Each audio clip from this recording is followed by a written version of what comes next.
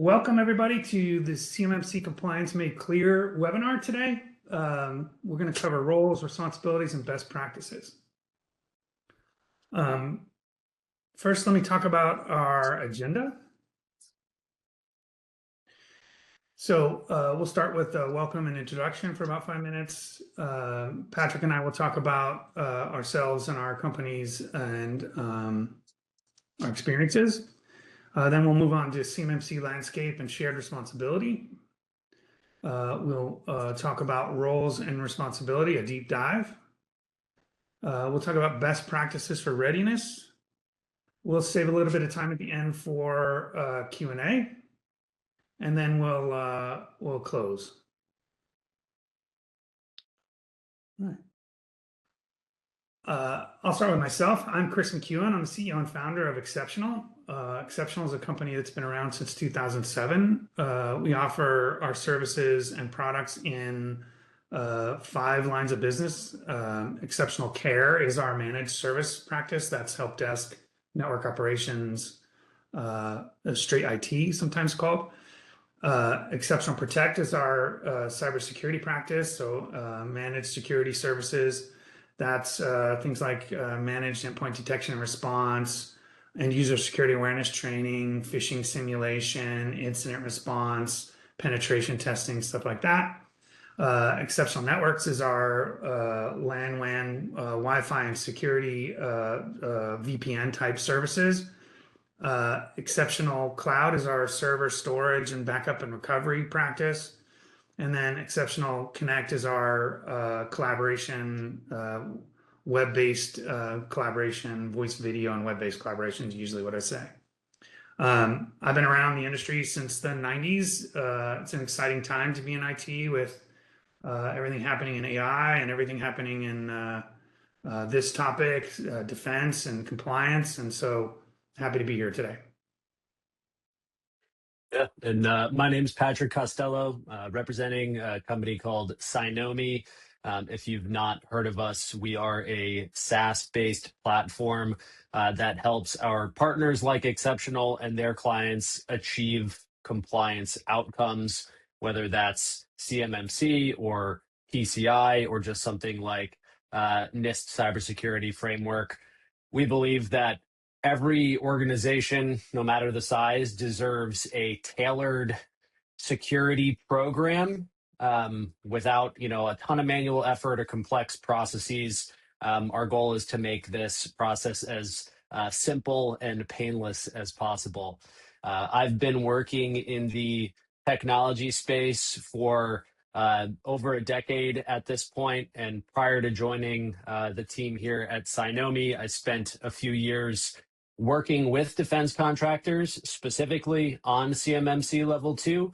So I worked for an organization that did a lot of scoping and assessment work for defense contractors of varying shapes and sizes. So excited to dive into one of my favorite topics today. We appreciate you being here, Patrick. Thank you. Your partnership is very much appreciated by Exceptional. Okay, so what CMMC is and what CMMC isn't. CMMC is a Department of Defense cybersecurity maturity framework with 3 certification levels. Essentially, Department of Defense classified the defense industrial base, so all of the contractors and civilian organization that Department of Defense, Department of War, whatever you want to call it these days, works with in the community. They have seen for years leakage of confidential, unclassified information that they share with their contractors leaking out into our adversaries, to our enemies, and they endeavored to set a standard for what the defense industrial base, or DIB, needs to do to shore up its cybersecurity defenses. Number 2, the second bullet there, it's mandatory for all. It's a mandatory requirement for all defense contractors handling CUI, or confidential unclassified information. And it's spelled out in DFARS 7012 and 7021, very detailed. It's built on top of the National Institutes of Science and Technology standard 800-171 with some additions. And that's a very well-known standard for this kind of client base. It is an ongoing program of continuous monitoring and improvement, right? So it's a journey with no destination. It's an iterative process. Lots of the controls you'll see when we talk about them are need to be scheduled and recurring, and so it's not just set it and forget it. Patrick? Yeah, it's what CMC is not. It's definitely not a get certified once and you're done type of situation. That's I think where DoD and a lot of the prime contractors realized that they were getting into trouble with the leakage of CUI or sensitive information. Prior to this, folks that are on the call probably remember the self-attestation. Yes, we're meeting our requirements. We're implementing the 110 controls. You submit your SPRS score and hope you don't get audited by DIBCAC or some other governing body, right?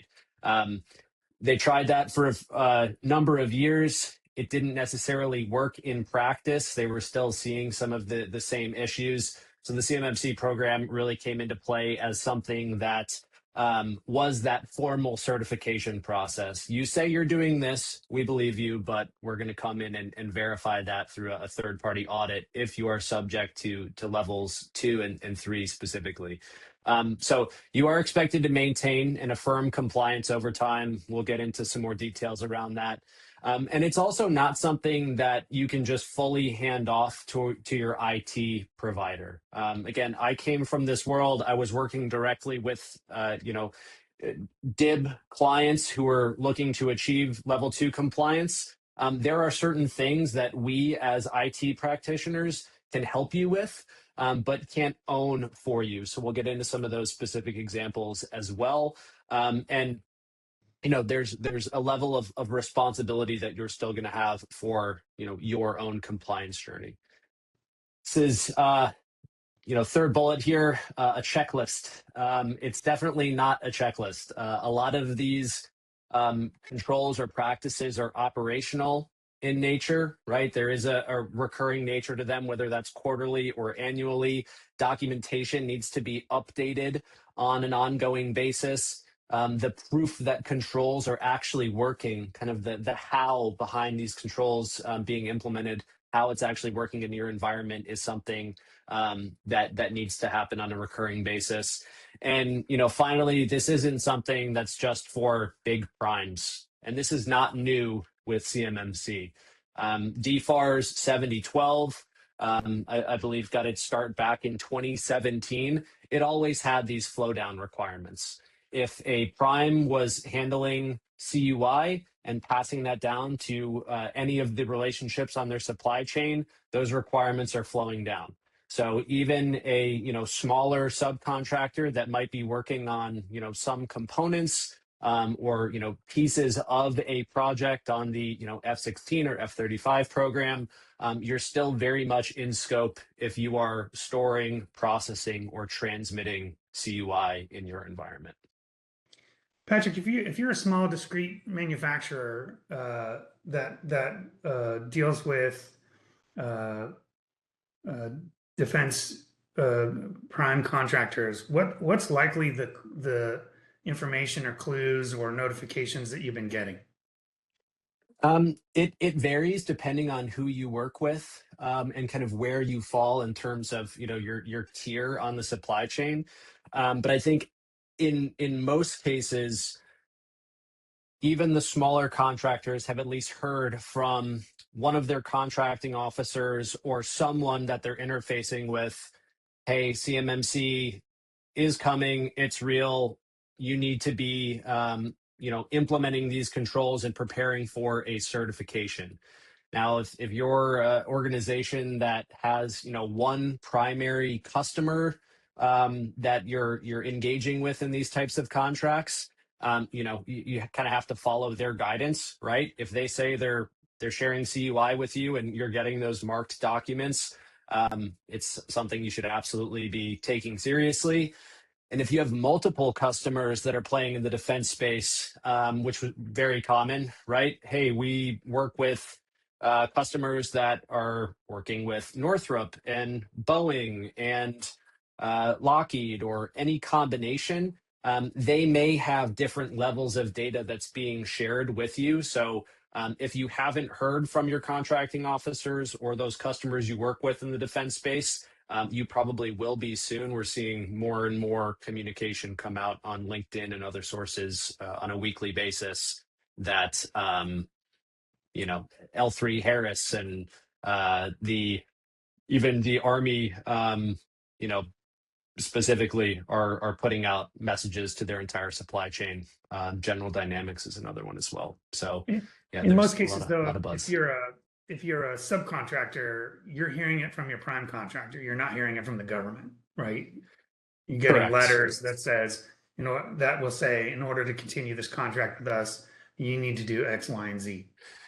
Right, exactly. So yeah, DOW or DOD is pushing out a handful of contracts on a daily basis, typically to the big boys, the Lockheeds, Northrops of the world, Mhm. Raytheon, and those companies have 50 plus different suppliers they may be working with on that specific project. And again, that flows all the way down. So it is a bit of a game of telephone at Yeah, this so point.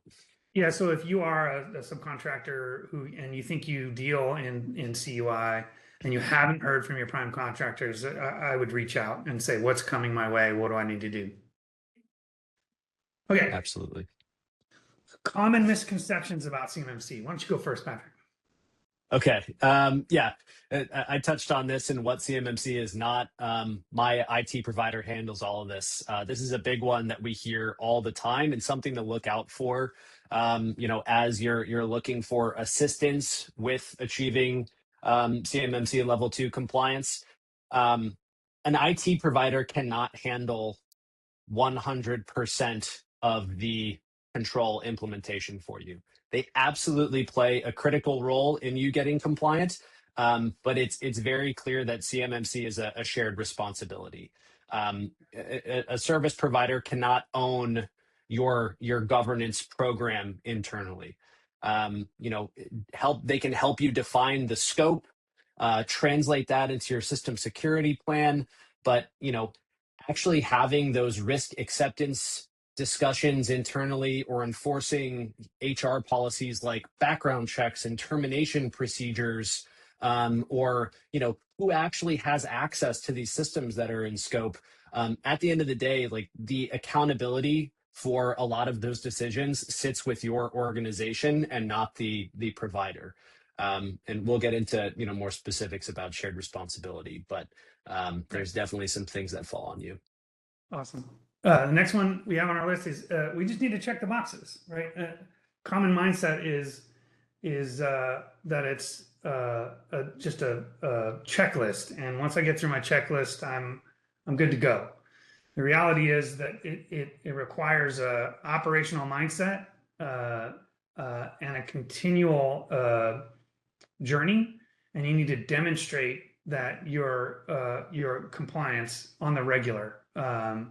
So it's not just a one-time thing and you're done. This is changing your organization's motion to incorporate the rules and regulations that are a part of the compliance standard and the government regulations, right? You need to operationalize it, we often say in our business, which means it needs to become part of you instead of a chore that you do every now and then. It's a process that's ingrained through and through in your organization.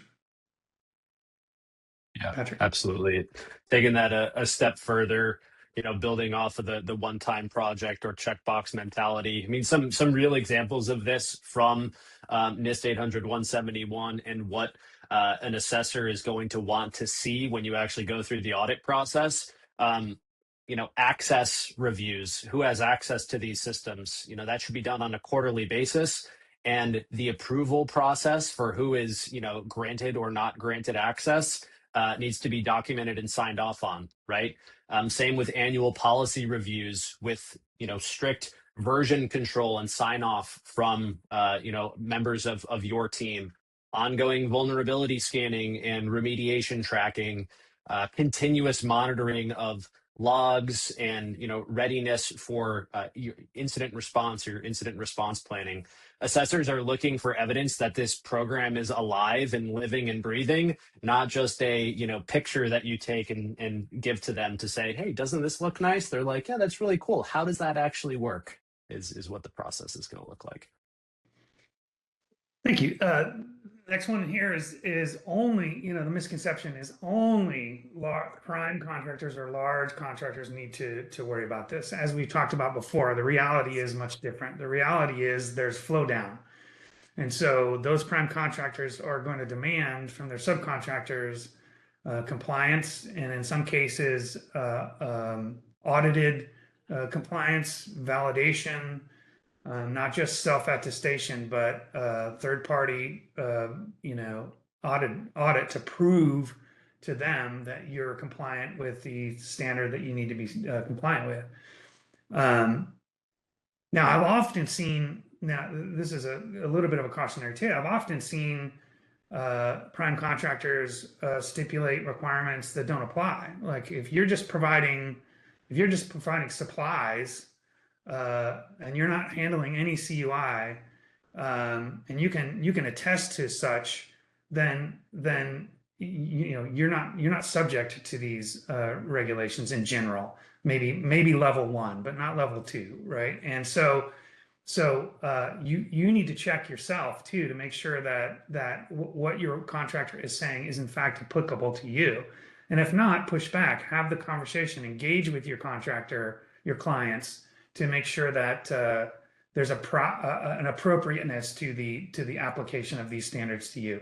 In most cases, they're going to be right, but in some cases, they're off base. The toilet paper supplier to a prime contractor isn't subject to CMMC, but the guy who's providing plastic mold injection or receiving plans from the government or from the contractor, et cetera, obviously that's a little bit different story. Patrick? Yeah, building off of that a little bit, I've seen plenty of examples of that in practice where, someone comes to me and says, the sky is falling, Boeing is really pushing us for CMMC level 2. We weren't prepared for this. I don't think we're even handling CUI. And the more you dig into it with them from a kind of scoping and qualification perspective, you find out that they're working with Boeing's commercial groups. And the reality is, your Boeing or General Dynamics or any of these primes, I've had conversations with the folks that are kind of overseeing the supply chain. They have thousands of suppliers they work with. They're not combing through every single contract and saying, well, this guy gets CUI, these ones don't, maybe this one's level 1. They're sending out a blanket message that says, this is coming, be prepared. So absolutely, if you think this doesn't seem like it necessarily applies to me, push back and have the conversation. But it's a good segue into the kind of scoping part of the conversation, right? There's a few rules of thumb that I think are important to keep in mind, because this can seem like a pretty daunting task that you have to achieve. My entire organization is in scope. That could very well be the case if 95% of your business is coming from defense contracts, right?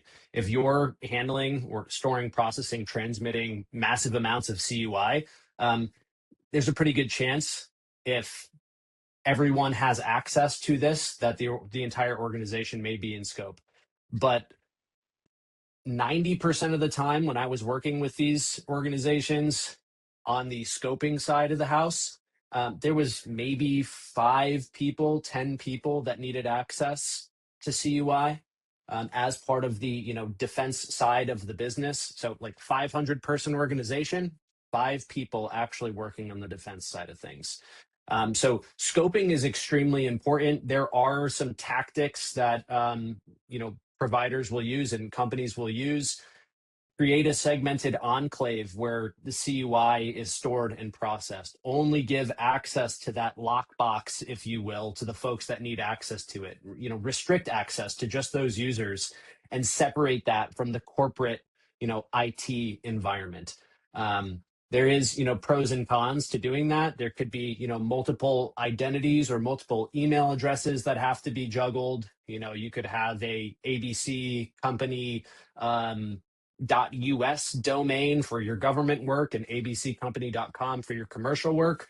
But the cost is typically going to be lower with a smaller scope. So always trying to keep your scope for assessment as small as possible. I think this is one of the key points to double click on that is document your workflows, right? Understand where the information comes from and where it goes in your organization, and how does CUI affect that, and how can you minimize the reach that CUI has in your organization in order to limit your scope. We need to move on. Shared responsibility model. So in this journey, you're not alone, as we've talked about, right? But it's not all IT's responsibility. It is also your internal responsibility. But there is a pretty standard a matrix of responsibility. I'll share a slide a little bit later that shows what we believe it to be in our practice. And a lot of it falls on the MSP, MSSP. A lot of it falls in a shared responsibility, but a lot of it also falls to the DIB clients. And so, the first tile there talks about internal leadership, right? Internal leadership means that you're setting the strategic direction, you're allocating the budget and resources. Money and time is obviously precious. However, it takes a lot of money and time to build a compliant practice and to keep it compliant. So just know that up front. And then changing your company culture, that's nobody's responsibility except the leadership within your company, right? You have to have a culture of compliance. You have to understand that this is ingrained now. It's part of our ethos. We have to consider it every time we make change to policies and practices. And then risk acceptance decisions need to be made by the client. The providers and the government and the prime contractors aren't going to decide what's a tolerable risk or what isn't. You have to. And when you stipulate what is a tolerable risk, you have to be able to defend. So, driving that culture, driving that responsibility is incumbent upon internal leadership within an organization. Patrick, you want to take the next one? Yeah, I think, again, from like an IT partner or managed service provider standpoint, like they're absolutely there as a subject matter expert to, implement and help manage the technical controls. Their expertise falls within, deploying these systems and monitoring and cybersecurity and making sure that everything that you use day to day from a technology standpoint is meeting those baselines of the DFARS requirement, right? But again, the overarching picture here, like Chris, you mentioned kind of CUI data flow. That's one of the first questions that I would ask when I was talking to an organization about scoping, which topic for a future webinar if anyone wants to deep dive into scoping. But if you don't know where your CUI is coming into the organization and who has access to it, like how is a service provider going to help lock that down, right?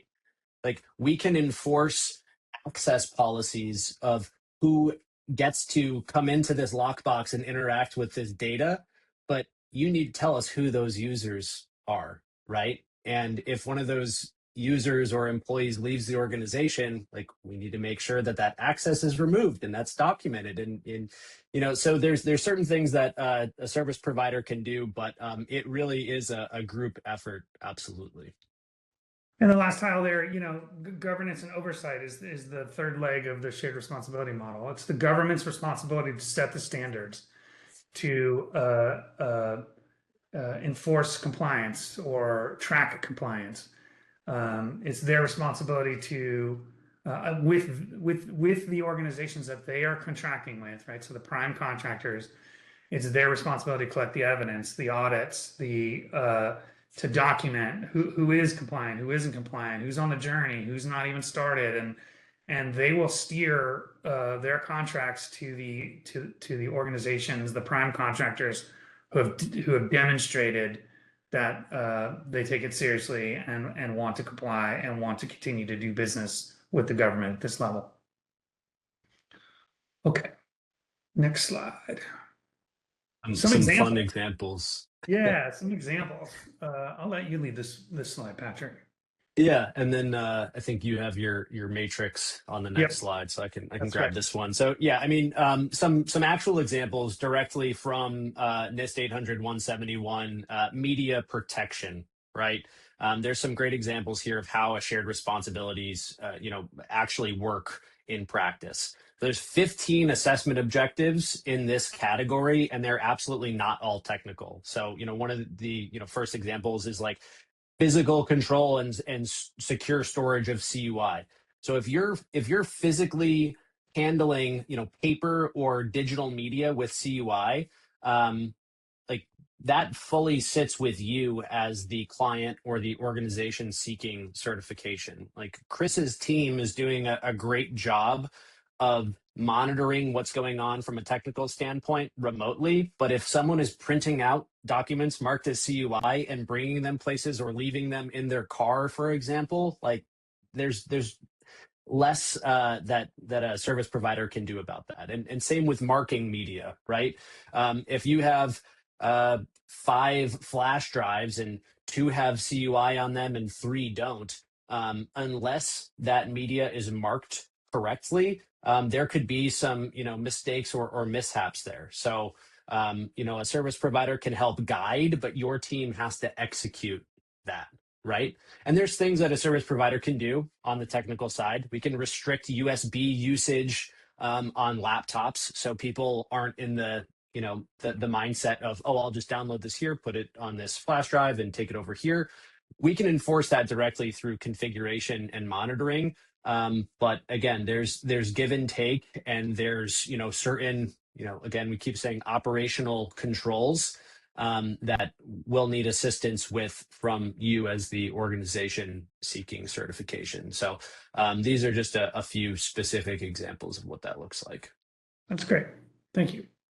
So, with this in mind, Exceptionals developed based on general practices in our experience, a shared responsibility matrix for each and every one of the 110 controls in all of the domains. And so, upon request, Exceptional can provide that, and clients can see, okay, for this control, it's shared. For that control, it's us, or it's the MSP. And so we do that for clarity and really swim lane definition. You don't want it's not a good practice for the MSP to be working on a compliance regime and documenting compliance at the same time as a client without collaboration and coordination, right? You don't want two answers to the question. You want an answer to the question that both organizations, the client, the DIB organization, and the MSP align on. And so here's, again, one slide from a very long shared responsibility matrix presentation or PowerPoint that we share with our clients that talks about the percentage of the controls, and with no indication of the number of controls in each one of these domains, by the way. Some are very large, some are very small. But by percentage, you can see access control on the far left, for example, heavily weighted, over 60% MSP responsibility, right? That's because it's highly technical. It involves identity management, involves access control, it involves at the borders, in the cloud, and so a lot of that has to do with the MSP just locking down its policies and procedures and technical uh, um, parameters. And then again, following the AC example on the far left, you can see about 20% falls to the client OSC. It's organizations seeking compliance, I think is the acronym, which is DIB client basically. And then shared responsibility would be examples of, yes, we set policy, yes, we have technology controls, but you have to follow the procedures, and you have to comply with our own policies and procedures in order to maintain compliance. So, if you need more information on this document or this um, set of information, reach out to us and we can provide you more details. Any comment you want to make there, Patrick, or should I move on? No, I think you covered it. You see, it's again, there's a lot that a service provider can help with, but there's plenty of things that we need help or information on, right? Yeah. So here's a snippet of who does what, basically, sort of summarizing things that we've talked about already.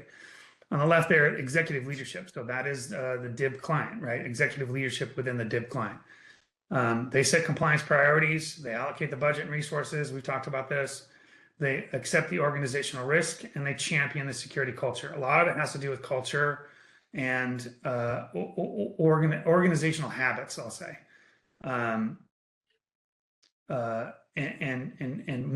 sometimes moving turning a large ship isn't easy, but it can and should be done in order to maintain your client relationships. You want to take that second one? Yeah.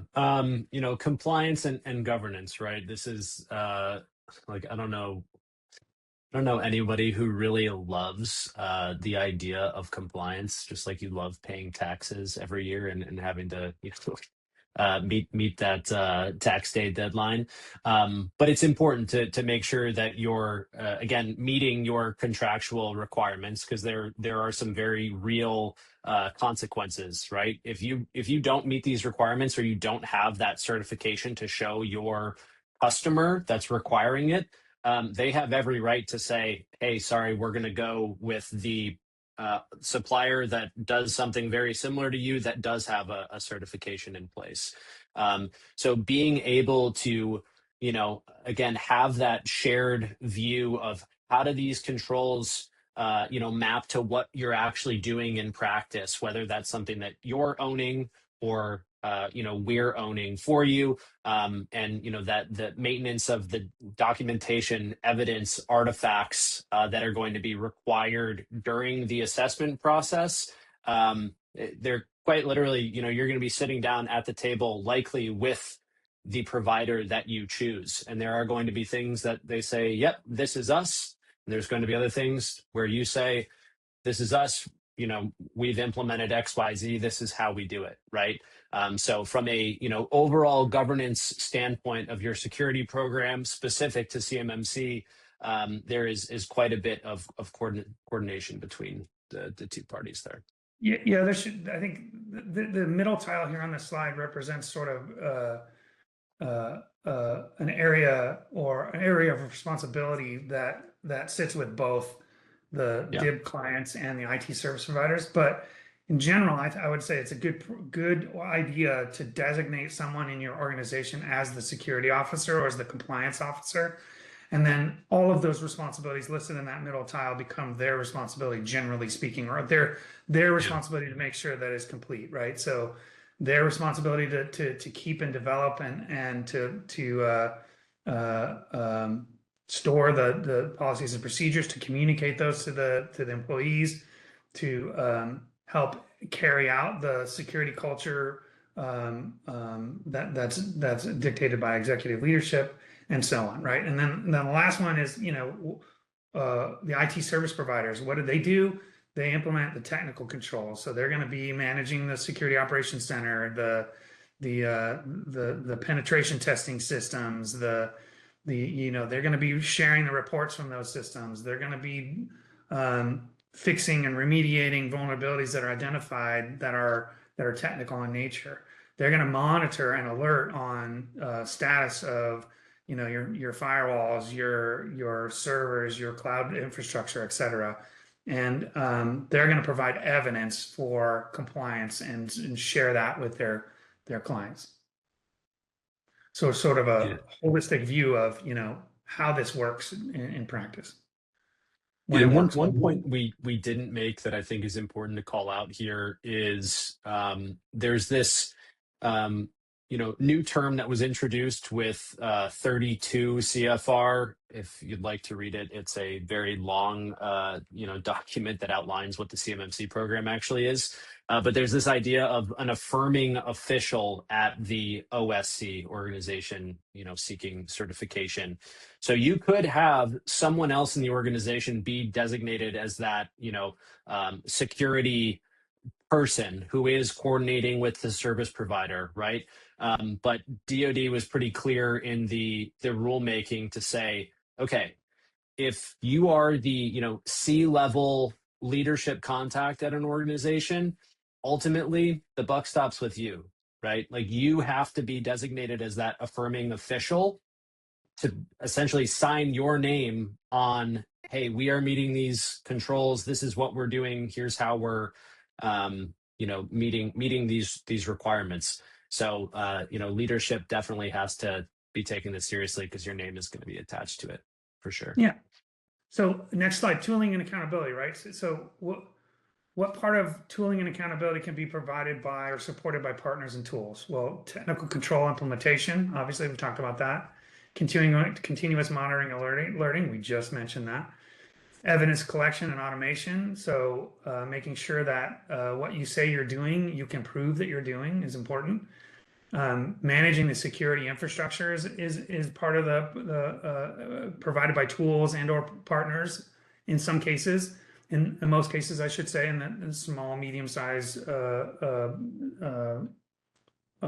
contractor space, and then ongoing vulnerability scanning, patching, remediation of those things is important.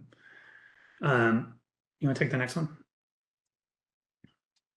Yeah, I think we covered a lot of this as Yeah. really kind of summarizing. I think that the cultural shift and leadership commitment is the biggest thing that I would call out on this slide. Um, you're making the decision as a company and a leadership group in a company that we're setting ourselves up for the future of the business in working on these specialized projects and defense contracts. I don't think anybody loves change and making things more complicated and complying with compliance requirements, especially those mandated by the government, right?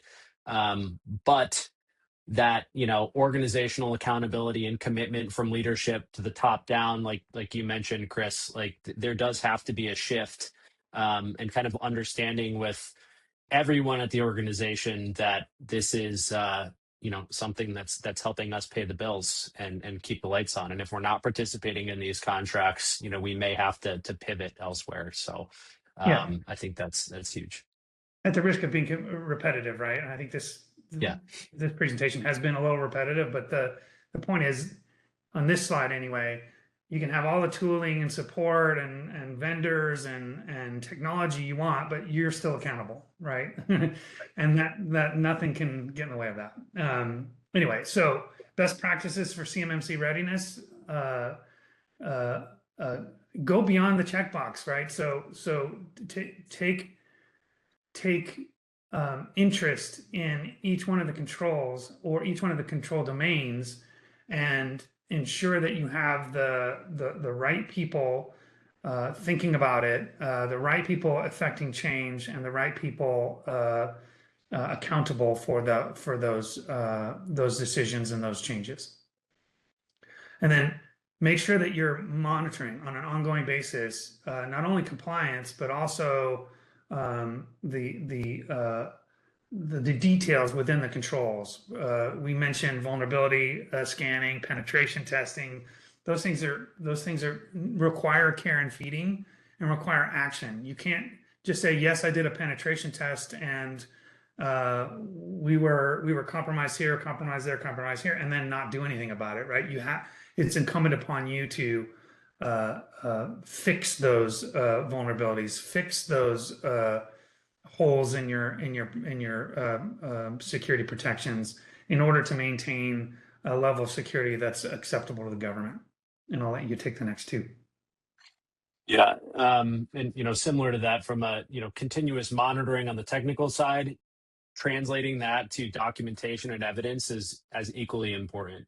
Just because those things are taking place in the environment from a cybersecurity monitoring standpoint, like it doesn't mean they're automatically going to be transferred over to documentation and evidence and artifacts. That's I think where a lot of folks get tripped up, right, is making sure that you're showing on an ongoing basis, here's logs that we've reviewed for on a quarterly basis, and you're able to show that that chain, right, that this is something that we're continually doing. That's what you're trying to prove there, which leads right into the last one, assessment readiness.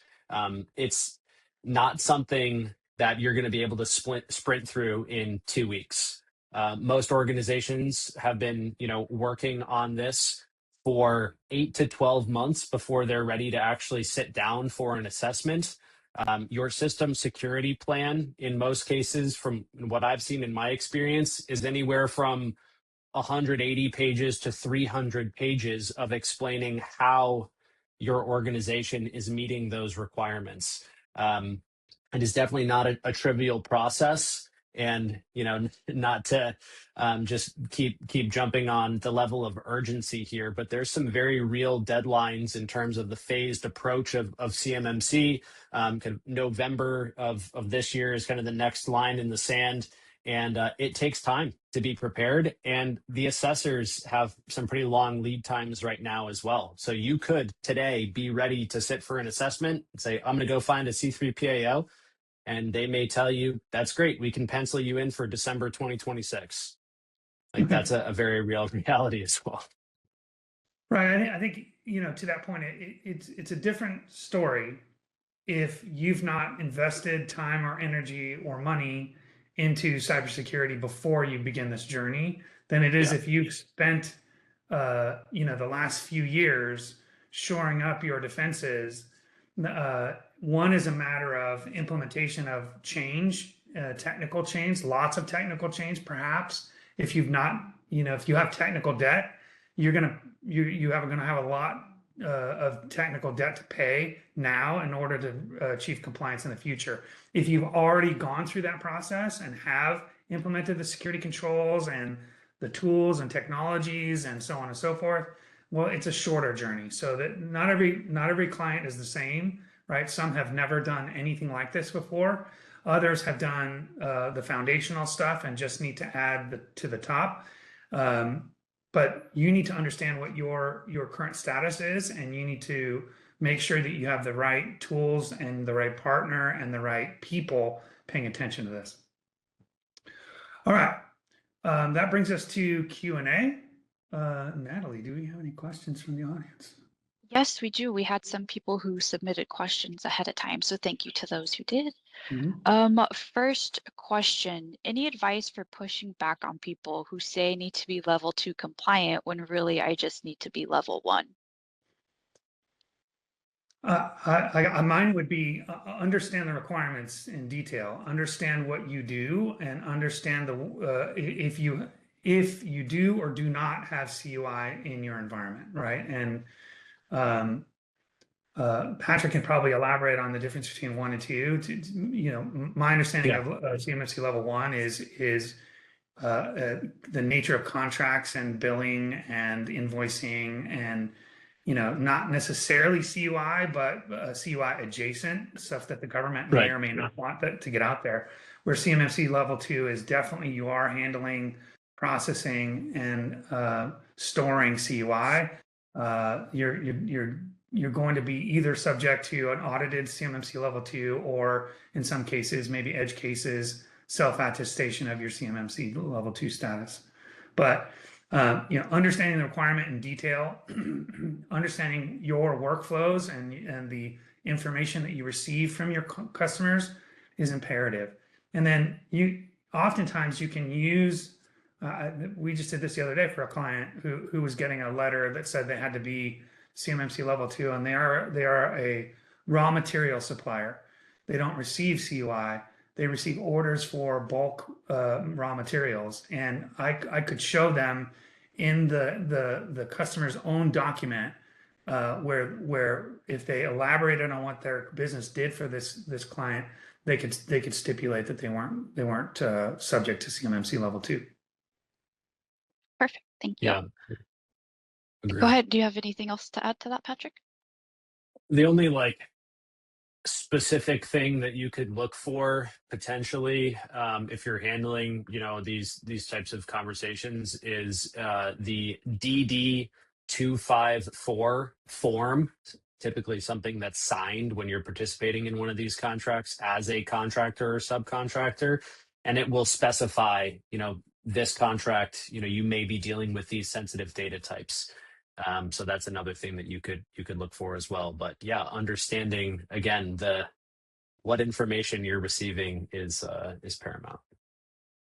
Yeah, going back to that example of the raw material supplier, if you're determining the amount of raw materials you supply to your client by receiving the designs or plans of what those raw materials are going to go into, guess what?